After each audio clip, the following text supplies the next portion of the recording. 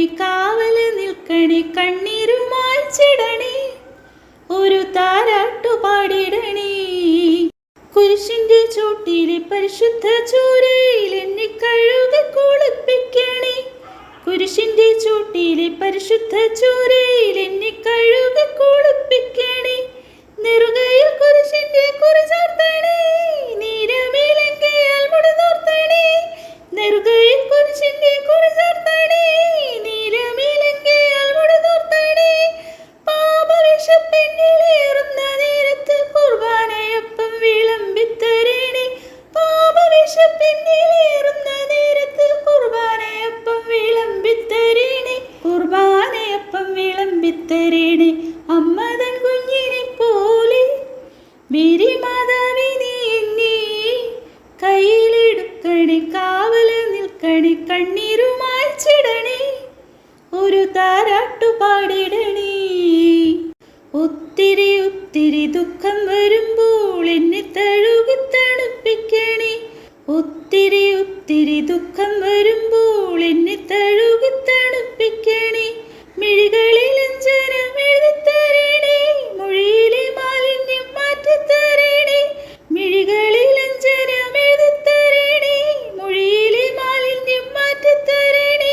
ആരും തരാത്തൊരു മാതൃസ്നേഹത്താലെ ആത്മീയ ദുഃഖങ്ങൾ ആറ്റിത്തരണേ, ആരും തരാത്തൊരു മാതൃസ്നേഹത്താലെ ആത്മീയ ദുഃഖങ്ങൾ ആറ്റിത്തരണേ, ആത്മീയ ദുഃഖങ്ങൾ ആറ്റിത്തരണേ.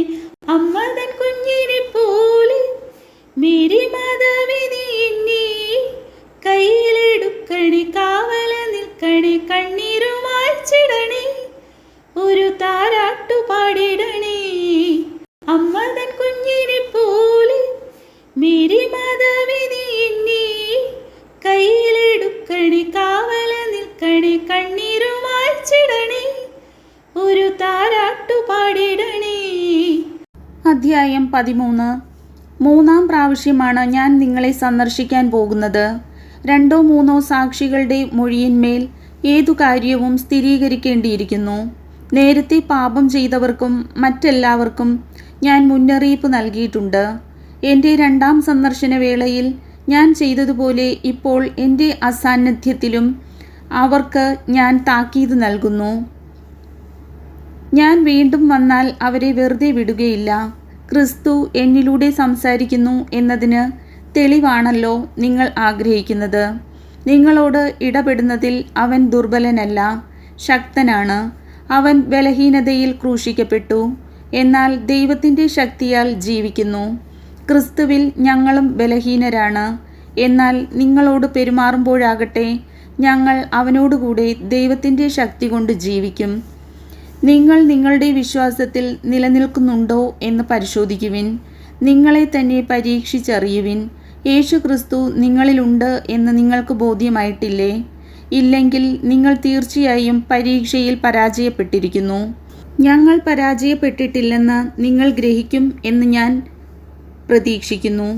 എന്നാൽ നിങ്ങൾ തിന്മ പ്രവർത്തിക്കരുതേ എന്നാണ് ദൈവത്തോടുള്ള ഞങ്ങളുടെ പ്രാർത്ഥന. ഞങ്ങൾ പരീക്ഷയിൽ വിജയിച്ചവരായി കാണപ്പെടണമെന്നില്ല. ഞങ്ങൾ പരാജിതരായി കാണപ്പെട്ടാലും നിങ്ങൾ നന്മ പ്രവർത്തിക്കണം. സത്യത്തിനു വേണ്ടിയല്ലാതെ സത്യത്തിനെതിരായി ഒന്നും ചെയ്യുക ഞങ്ങൾക്ക് സാധ്യമല്ല. ഞങ്ങൾ ബലഹീനരും നിങ്ങൾ ബലവാന്മാരും ആയിരിക്കുമ്പോൾ ഞങ്ങൾ സന്തോഷിക്കുന്നു.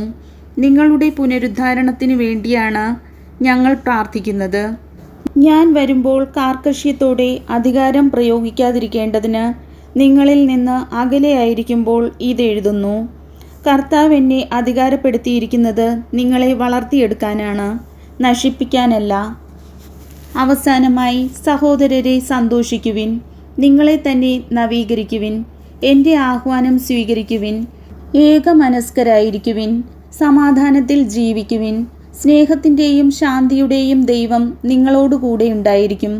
വിശുദ്ധ ചുംബനം കൊണ്ട് അന്യോന്യം അഭിവാദനം ചെയ്യുവിൻ. വിശുദ്ധരെല്ലാവരും നിങ്ങളെ അഭിവാദനം ചെയ്യുന്നു.